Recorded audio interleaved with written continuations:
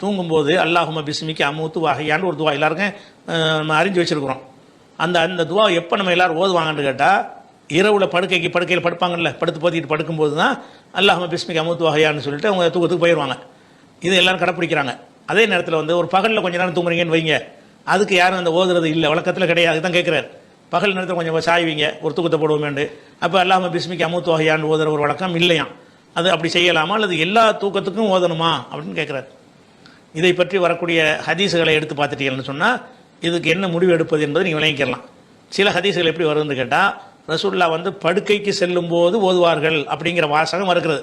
புகாரில் 6312வது ஹதீஸில் எப்படி வருதுன்னு கேட்டால், இது ஆவா இலா ஃபிராஷிஹி, படுக்கையில் படுக்கும்போதுன்னு வந்துருச்சு. இரவு பகல்னு வரல. படுக்கையில் பகல் இரவு மட்டுமா படுப்பாங்க, ரசூலுல்லாஹ் பகல்லையும் படுத்து தூங்குவாங்க.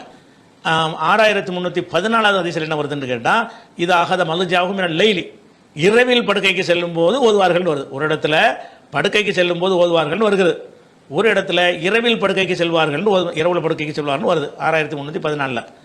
6324 என்ன வருதுன்னு கேட்டால், இது ஆறாத எனாம, தூங்க நினைக்கும் போது உட்காந்து கூட ஒருத்தர் தூங்கலாம்ல, இப்படி உட்காந்து தூங்குவார். அப்புறம் அல்லாஹ் பிஸ்மிக்கு அமுத்துக்கான்னு சொல்லிட்டு உட்காந்துக்க தூங்கு.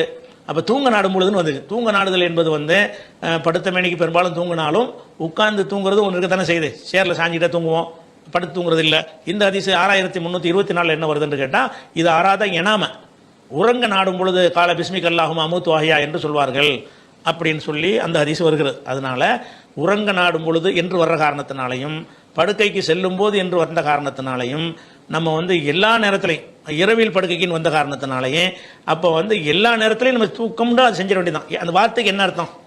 இறைவா உன் பெயரால் தான் நான் தூங்குறேன், உன் பெயரால் தான் முடிக்க போகிறேன், அதான அர்த்தம். அது எப்பவும் பொருந்து, எந்த தூக்கத்துக்கும் பொருந்த முடியாது. தூங்க நாடும் பொழுது ஓதுவார்கள் வருதுல, இது ஆவாயிலா ஃபிராஷிக்கு, படுக்கையில் படுக்கும்போது ஓதுவார்கள் வருதுல, இரவுலையும் வருது, இரவுல வருது, இரவுலையும் ஒதுக்கிறங்க, பொதுவாக வருதுல, அதுக்கும் ஒரு முக்கியத்துவம் கொடுக்கணும்ல. பொதுவாக வர்றதுனால தூங்கும் போதெல்லாம் ஓதுறது சரியான முறை.